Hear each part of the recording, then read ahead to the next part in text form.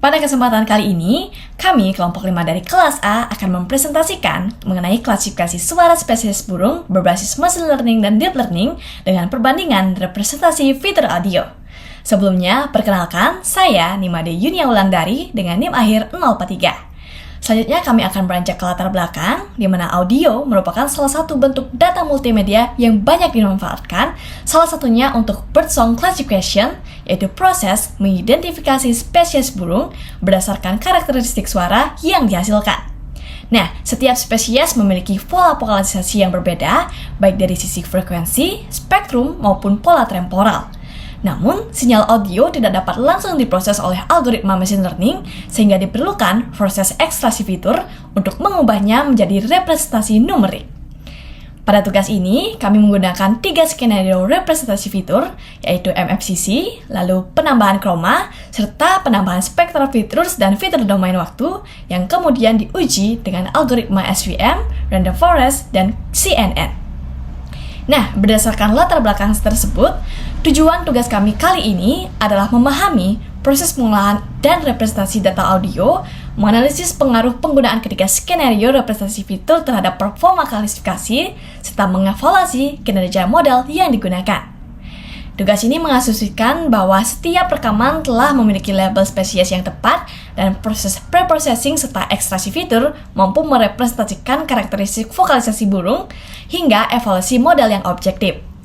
Adapun ruang lingkup tugas kami dibatasi pada dataset 5 spesies burung, 3 skenario representasi fitur, model yang digunakan, serta evaluasi menggunakan accuracy, precision, recall, advanced score, dan juga confusion matrix. Selanjutnya, saya atas nama Nyoman Gede Uresa Maharamya dengan NIM akhir 007. Di sini saya akan menjelaskan tentang load dataset, EDA, dan juga tahap preprocessing.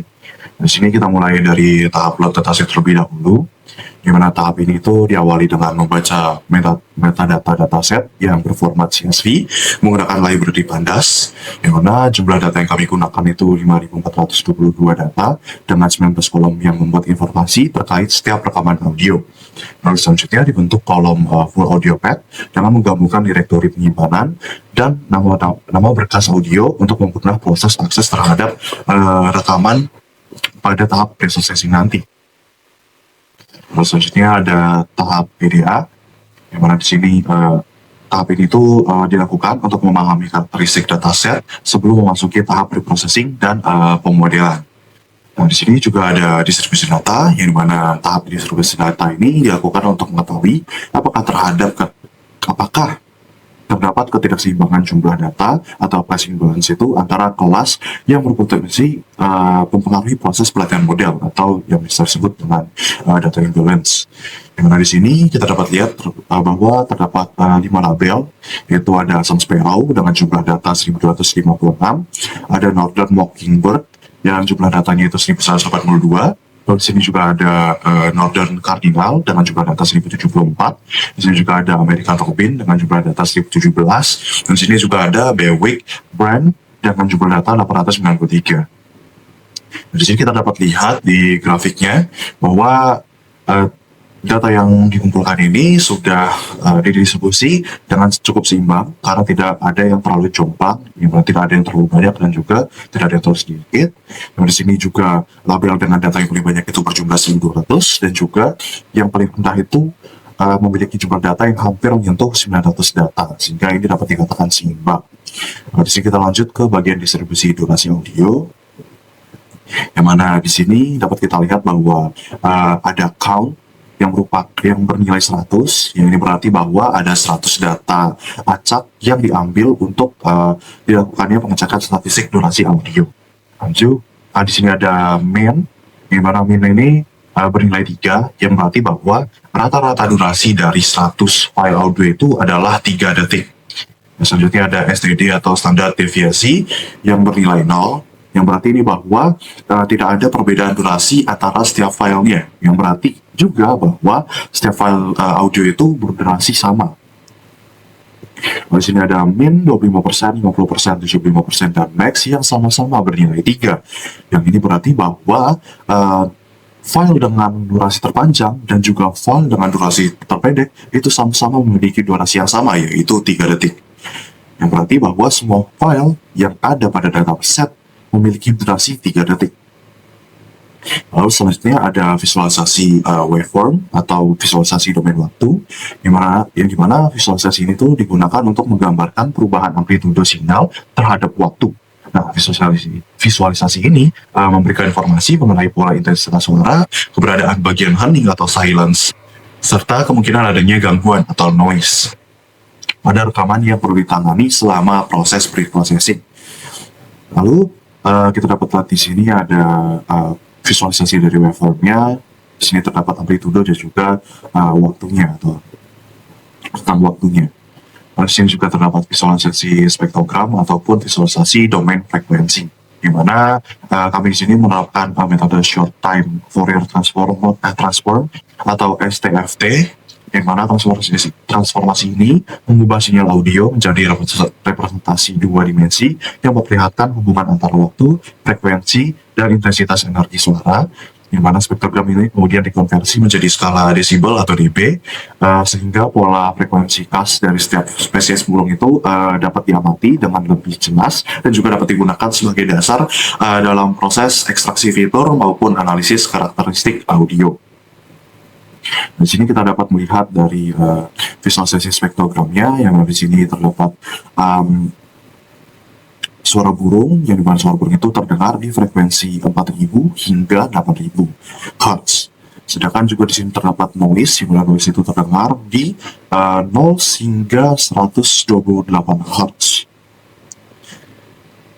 Oke, selanjutnya kita masuk ke tahap pre-processing, yang mana pada tahap ini dilakukan untuk menyeragamkan karakteristik seluruh data audio sebelum masuk ke proses ekstraksi fitur.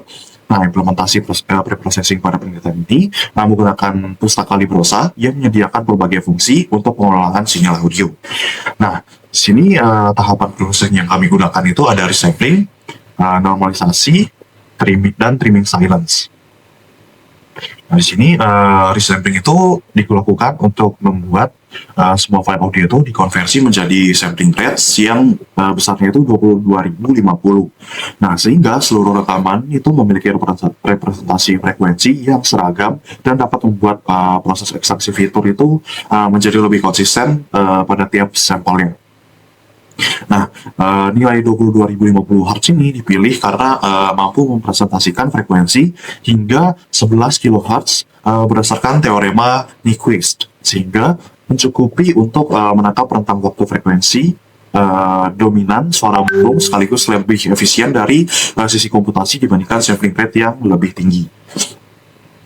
Lalu tahap kedua itu ada normalisasi, ya dimana setelah dilakukannya resampling itu amplitude sinyal dinormalisasikan menggunakan fungsi Librosa util normalize, yang mana fungsi ini tuh menerapkan metode peak normalization dengan membagi seluruh amplitudo terhadap nilai absolut maksimal sinyal, sehingga rentang waktu amplitudo itu berada pada skala yang konsisten, yaitu antara min 1 hingga 0 dan juga min 1 hingga 1. Nah, proses ini memastikan seluruh rekaman itu memiliki tingkat amplitudo yang seragam tanpa adanya mengubah pola maupun karakteristik dari sinyal audio. Lalu selanjutnya ada trimming silence. Ini pada tahap ini itu dilakukan penghapusan bagian hening pada awal dan akhir rekaman menggunakan fungsi Librosa Effect Trim dengan parameter batas atasnya itu 60 dB. Nah, parameter tersebut digunakan untuk mendeteksi frame yang memiliki intensitas hingga 60 dB di bawah amplitudo. Nah, setelah pemotongan selesai, hanya segmen audio yang mengandung suara burung yang dipertahankan, sehingga data itu yang digunakan itu pada tahap ekstraksi fitur menjadi lebih relevan dan lebih konsisten. Nah, di sini terdapat visualisasi sebelum dan sesudah pre-processing. Karena di sampling ini kami menggunakan sampling rate-nya itu dengan target 22.050 Hz, dengan normalisasi itu dari amplitudo aslinya itu dari min 0,6334 sampai dengan 1, dan juga rentang amplitudo bersihnya itu dari min 0,6334 hingga dengan 1. Di sini juga dilakukan proses training, yang dimana titik sampel aslinya itu berada di 66.150 titik dengan durasi 3 detik. Lalu total titik sampel bersihnya itu ada pada 66.150 titik yang dengan durasi 3 detik juga. Dan di sini juga terdapat waveform sebelum preprocessing dan juga sesudah preprocessing. Jika kita lihat di sini, memang tidak terdapat perbedaan, ya dikarenakan juga dataset yang kami gunakan itu sudah termasuk dataset yang sudah bersih, sehingga kita dapat menggunakannya dengan aman. Namun, kami melakukan tahap preprocessing lagi itu dikarenakan kami itu mencegah terjadinya hal yang tidak diinginkan saya. Baik, selanjutnya perkenalkan, nama saya Kenneth Metianggresio dengan NIM ATIR 065, dan kali saya akan menjelaskan mengenai representasi fitur dan fitur engineering pada data audio. Setelah data audio selesai di pre-processing, diperlukan proses ekstraksi fitur untuk mengubah sinyal mentah menjadi representasi numerik yang mampu menangkap suara burung.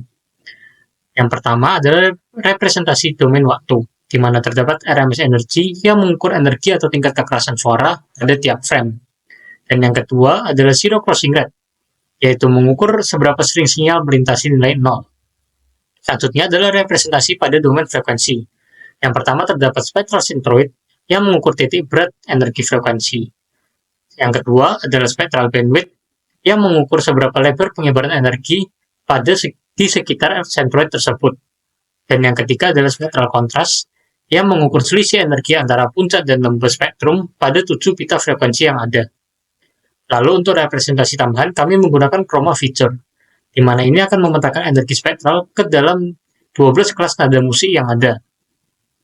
Dan untuk representasi utama, kami menggunakan MFCC atau Mel Frequency Spectral Coefficient, di mana ini akan merepresentasikan bentuk envelope spektral sinyal dan dianggap sebagai representasi paling informatif untuk mengenali karakteristik atau warna suara burung.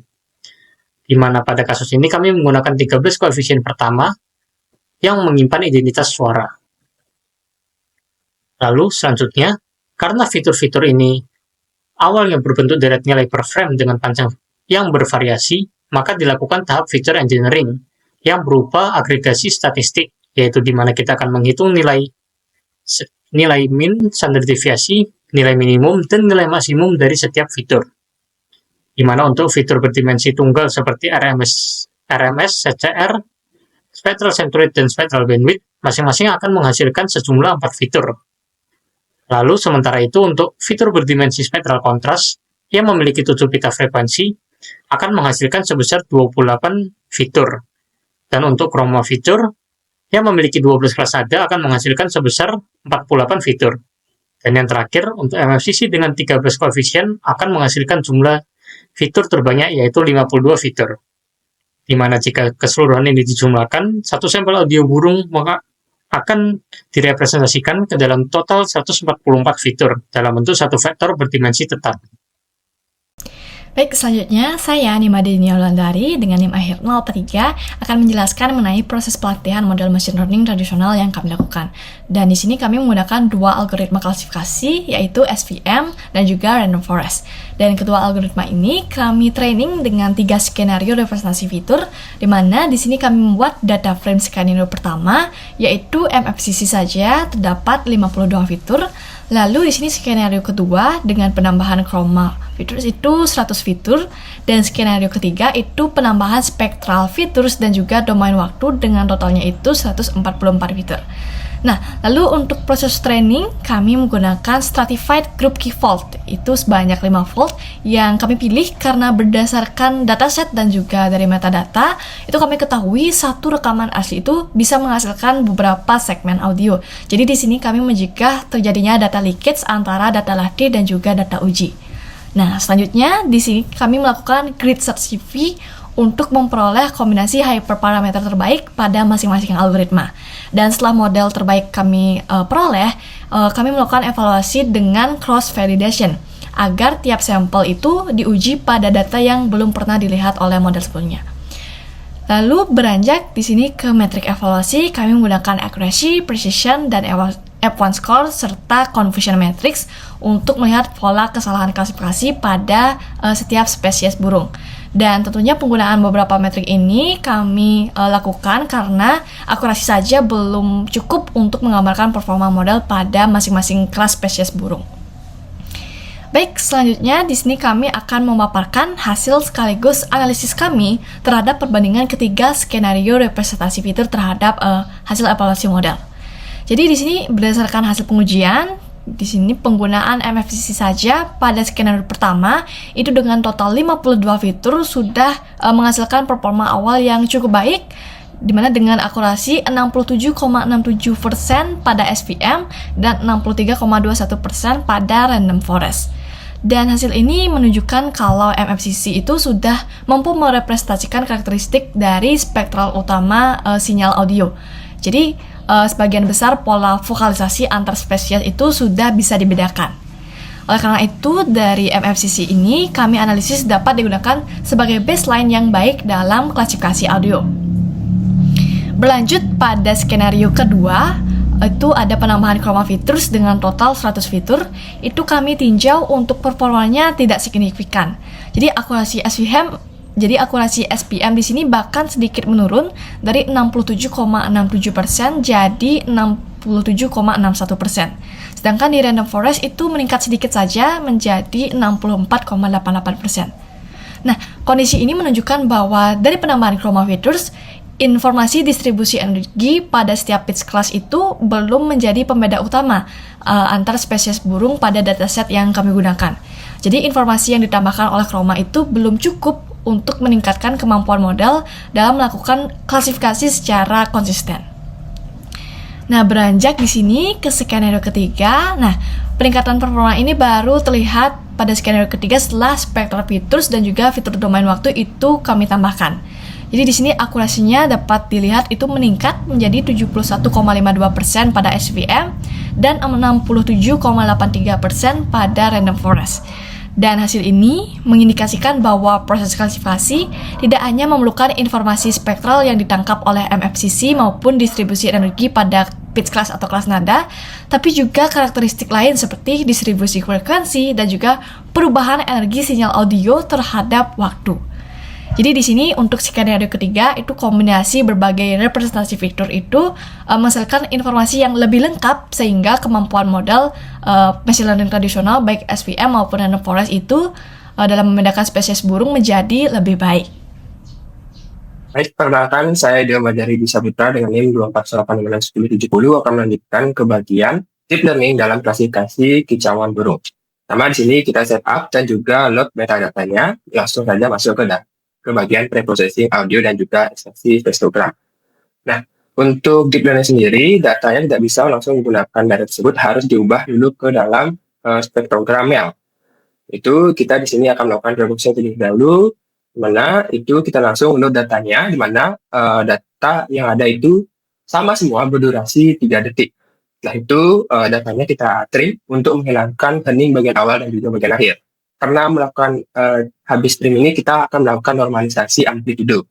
Jadi kita akan normalisasi amplitudenya agar lebih sama amplitudo satu dengan lainnya. Selanjutnya karena terjadi kita melakukan trim, kita harus mengisi kosongan di belakang dan di depan nanti untuk menyamakan durasi. Jadi tambahkan bagian kosong.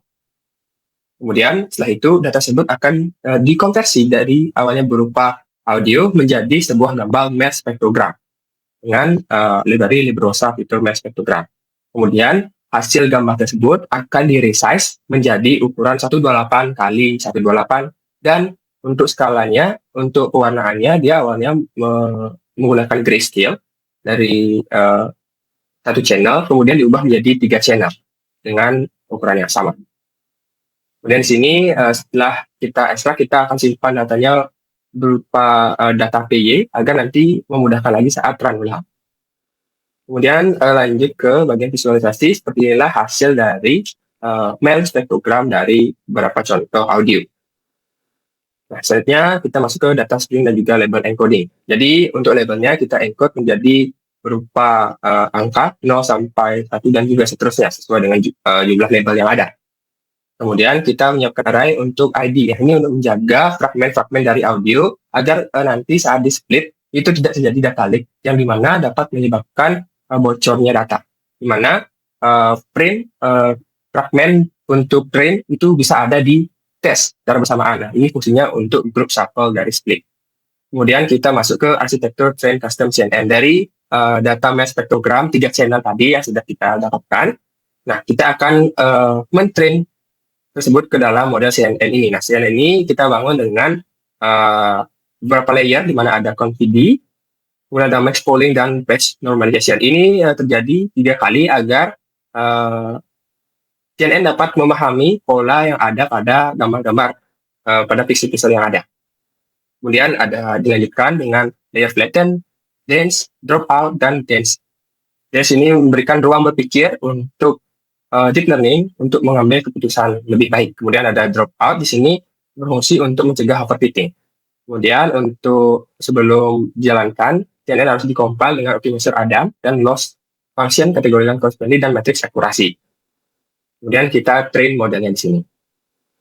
Ya, kita masuk ke arsitektur training dari transfer learning. Nah, untuk transfer learning kita di sini menggunakan MobileNet karena di sini MobileNet itu mampu mendeteksi tepian dengan sangat baik. Nah, di sini kita kunci awal MobileNet agar dasarnya tidak rusak saat awal training. Di sini kita juga menambahkan lapisan baru yaitu base model output, global average polling 2D yaitu konversi data 2D menjadi 1D nantinya. Kemudian ada dense lagi yaitu memberikan ruang untuk transfer learning ini, CNN transfer learning dari MobileNet ini untuk berpikir, memberikan ruang berpikir. Kemudian karena kita menambahkan layer baru, wajib kita menambahkan dropout lagi agar nantinya dia tidak hanya menghafal data. Kemudian di sini di CNN juga data model dari transfer learning juga dikompil dengan optimizer Adam, loss function, categorical cross-stand property, kemudian matrixnya menggunakan akurasi. Dan di sini train modelnya. Lanjut hasil evaluasi, di sini kodenya bisa lihat di sini. Untuk yang CNN akurasinya mendapatkan sebesar 65%. Yang bisa dilihat dari masing-masing labelnya. Ada precision, recall, effort score, dan juga macro average dan weight average-nya di bawah. Ini bisa kita tandai juga, yang penting itu ada akurasi. Ini 65, kemudian untuk transfer learning dengan MobileNet itu, di sini masih terakurasi sebesar 72%. Untuk masing-masing labelnya bisa dilihat. Baik, sekian yang dapat saya sampaikan. Selanjutnya akan lanjutkan oleh rekan saya. Baik, perkenalkan nama saya Kada Yoga Tadiunata dengan NIM akhir 088 akan menjelaskan tentang tahap deployment model. Pada tahap deployment, model terbaik hasil penelitian yaitu support vektor mesin dengan kombinasi fitur MFCC, Chroma, spektral, dan fitur domain waktu diimplementasikan ke dalam aplikasi web menggunakan framework Streamlit. Jadi tujuan dari pembuatan aplikasi ini adalah agar model tidak hanya dievaluasi pada notebook, tetapi juga dapat digunakan secara langsung untuk mengidentifikasi spesies burung dari berkas audio yang diunggah oleh pengguna. Saat aplikasi dijalankan, model SVM beserta scaler yang digunakan pada proses pelatihan dimuat pada berkas .pickle menggunakan mekanisme case. Dengan cara ini, model hanya dimuat satu kali di awal sesi sehingga waktu respons aplikasi menjadi lebih cepat ketika pengguna melakukan beberapa kali prediksi. Nah, pada antarmuka aplikasi, pengguna cukup mengunggah berkas audio berformat .wav, kemudian menekan tombol identifikasi burung. Setelah itu, sistem akan menjalankan pipeline yang sama persis seperti pada proses pelatihan model. Tahap pertama adalah audio pre-processing yang meliputi resampling, normalisasi, dan trimming silence. Selanjutnya dilakukan ekstraksi fitur berupa MFCC, Chroma, spectral features, serta fitur domain waktu. Fitur-fitur tersebut kemudian distandarisasi menggunakan scaler yang sama dengan saat training sebelum dimasukkan ke model SVM untuk menghasilkan prediksi spesies burung beserta nilai confidence-nya. Oke, selanjutnya saya akan langsung mendemonstrasikan aplikasi yang telah diimplementasikan. Untuk menjalankan aplikasi, cukup menggunakan perintah streamlit run app.python pada terminal. Setelah aplikasi berhasil dijalankan, akan muncul halaman utama yang terdiri dari dua bagian, yaitu panel sebelah kiri untuk mengunggah berkas audio dan panel sebelah kanan untuk menampilkan hasil analisis beserta pipeline log dari proses yang dilakukan oleh model. Sekarang saya akan melakukan skenario pengujian. Di sini saya akan menginputkan data audio spesies Northern Mockingbird. Oke. Setelah proses analisis ini selesai, dapat dilihat bahwa model berhasil mengidentifikasi spesies Northern Mockingbird dengan benar dengan nilai confidence sebesar 77,84%. Selain hasil prediksi, aplikasi juga menampilkan informasi proses preprocessing, ekstraksi fitur, hingga proses standarisasi yang dilakukan sebelum data diprediksi oleh model. Jadi berdasarkan pengujian tersebut, bisa dilihat bahwa aplikasi mampu mengimplementasikan pipeline yang telah dirancang dengan baik, mulai dari proses preprocessing, ekstraksi fitur, standarisasi, hingga klasifikasi menggunakan model SVM. Selain itu, nilai confidence yang ditampilkan juga dapat memberikan gambaran mengenai tingkat keyakinan model terhadap hasil prediksi yang dihasilkan. Mungkin cukup sekian dari penjelasan tahap deployment.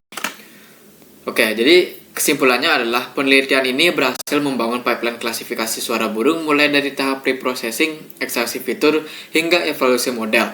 Tahap preprocessing berhasil menyeragamkan karakteristik audio, sedangkan kombinasi fitur yang digunakan mampu menghasilkan representasi numerik yang baik untuk proses klasifikasi. Berdasarkan hasil pengujian, skenario 3 memberikan performa terbaik dengan akurasi 71,52% pada support vektor mesin, sehingga model ini dipilih untuk tahap deployment model ke dalam aplikasi berbasis Streamlit. Selain itu, penelitian ini juga mengeksplorasi pendekatan custom CNN dan transfer learning mobile native 2 sebagai pembanding untuk pengembangan di masa mendatang. Oke, selanjutnya adalah terdapat beberapa saran yang bisa diambil, yaitu yang pertama itu adalah memperluas jumlah data dan spesies burung pada dataset agar model memiliki kemampuan yang lebih general terhadap kondisi di dunia nyata. Yang kedua adalah menambahkan teknik augmentasi data seperti noise injection, pitch shift, dan time threads untuk meningkatkan ketahanan model terhadap variasi karakteristik audio. Yang ketiga adalah mengembangkan aplikasi web dengan dukungan format audio yang lebih beragam, misalkan format MP3, validasi input yang lebih informatif, serta peningkatan pengalaman pengguna. Oke, mungkin demikian presentasi dari kelompok kami mengenai klasifikasi spesies burung berdasarkan suara menggunakan pendekatan machine learning dan deep learning. Kami berharap hasil penelitian ini dapat memberikan gambaran mengenai penerapan pengolahan sinyal audio dalam proses klasifikasi serta menjadi referensi untuk pengembangan penelitian selanjutnya. Terima kasih atas perhatiannya. Mohon maaf apabila masih terdapat kekurangan dalam penyampaian maupun penelitian yang kami lakukan. Dan terima kasih.